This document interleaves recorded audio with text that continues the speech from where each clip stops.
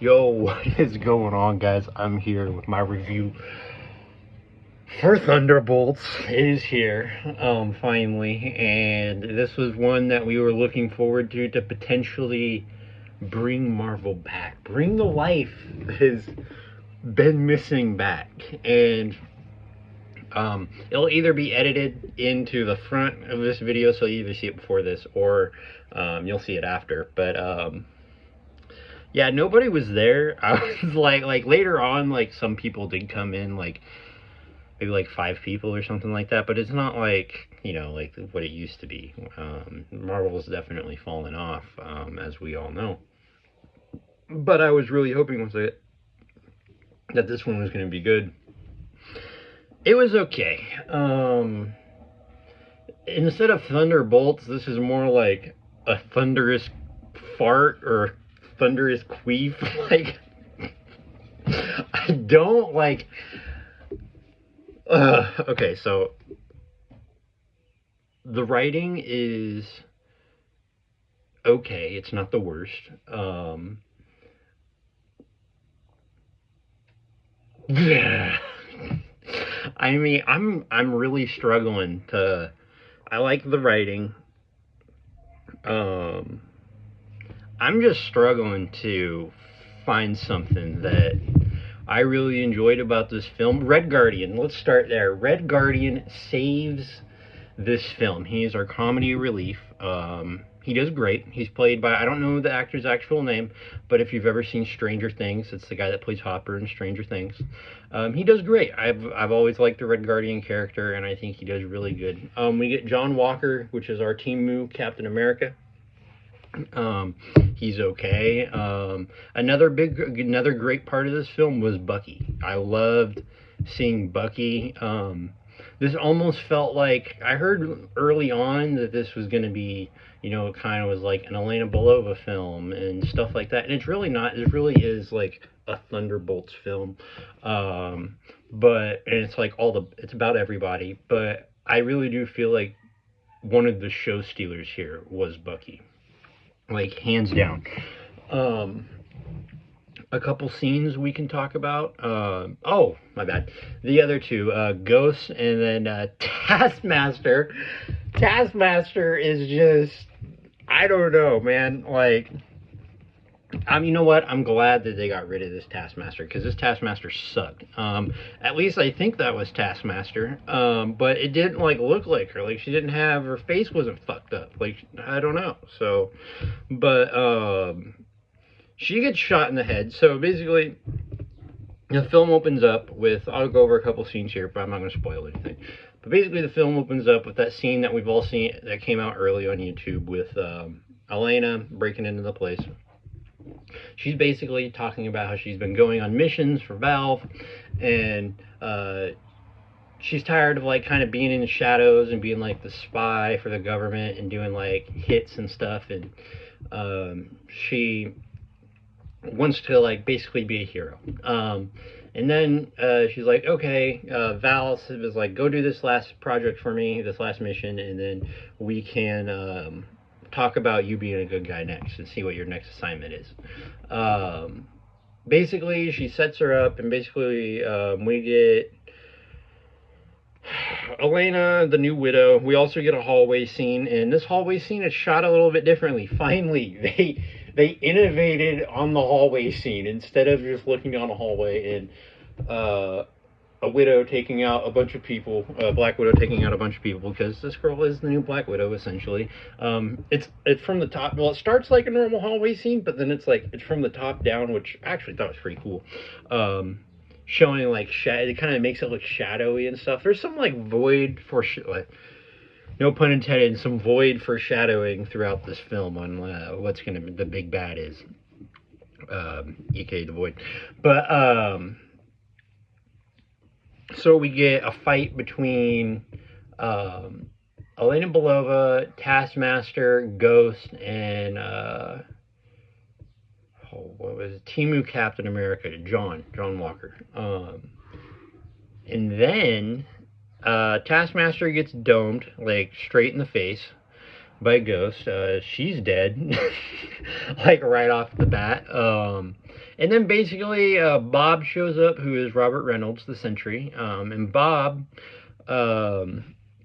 basically, he doesn't. The thing about Robert, for those of you that don't know, is when he becomes the Void, he doesn't he doesn't have a good memory, and that's what keeps the Void suppressed. As soon as he remembers he's the Sentry, the Void can come out, and so they kind of make reference to this at the end of the film, but they don't really explain it super well.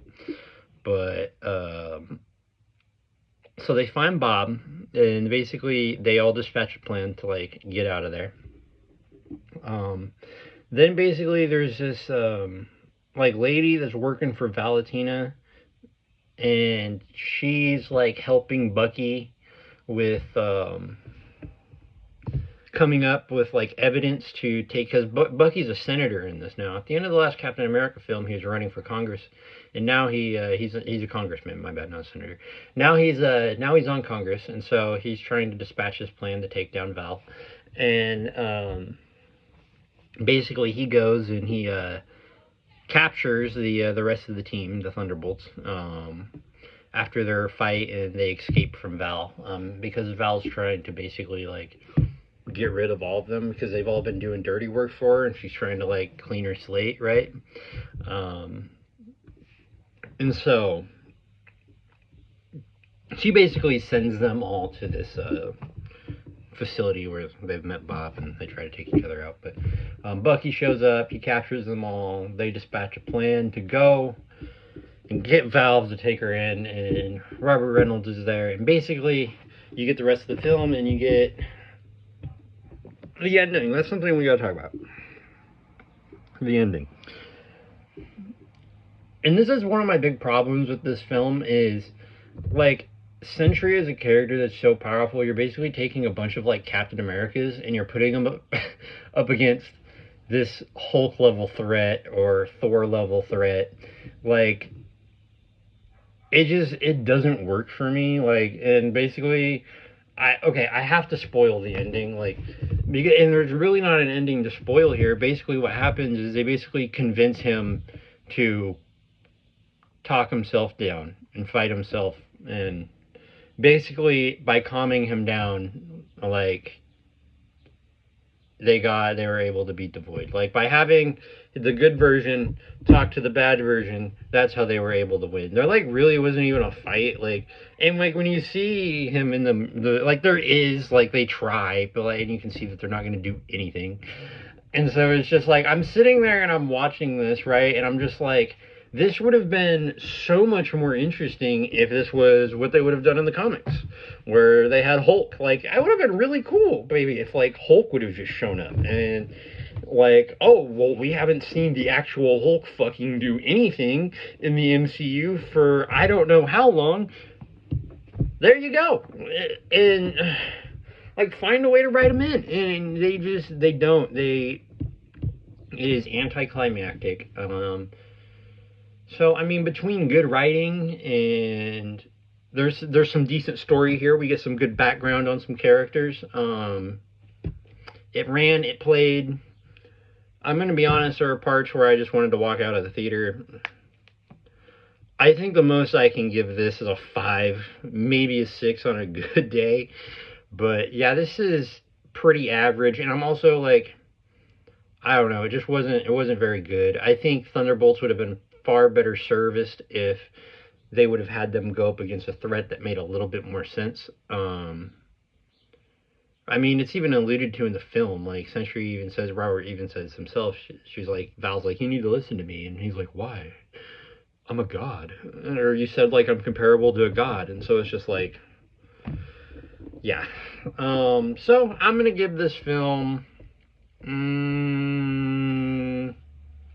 yeah, I think I'm going to go with a 5. A 5 out of 10. Average. For me, this was an average Marvel film. There were some great things here that, if the other parts of this film weren't done wrong and were done right, that would have elevated this to the potential above average film, 7, 8, 9, legendary rating, 10 out of 10. Like, it could have gotten that, but it just didn't. I think this would have been serviced far better if it was more grounded, like the old Captain America movies used to be. Like Captain America: The Winter Soldier, one of my favorite Marvel movies of all time. Like, it's so good, but it's like, is grounded, you know what I mean? Like, you know that they have abilities and they can do amazing things, but they're not doing god level things. And then on top of that, you don't have something completely dumb where you have people who, yes, I mean, they're super soldiers, Captain America, and then they can do amazing things, but they're not gods. They're not Thor. They're not the Incredible Hulk. They don't have god level strength. They don't have godlike powers. So it doesn't make sense that, like, this can have, like, the I don't know. Yeah, so I'm gonna give it a 5 out of 10. I hope you guys enjoyed this video, and yeah, I'll catch you guys in the next one. Stay tuned for my review of the second act of what is it? Oh yeah, Andor. Yeah, peace out, everybody.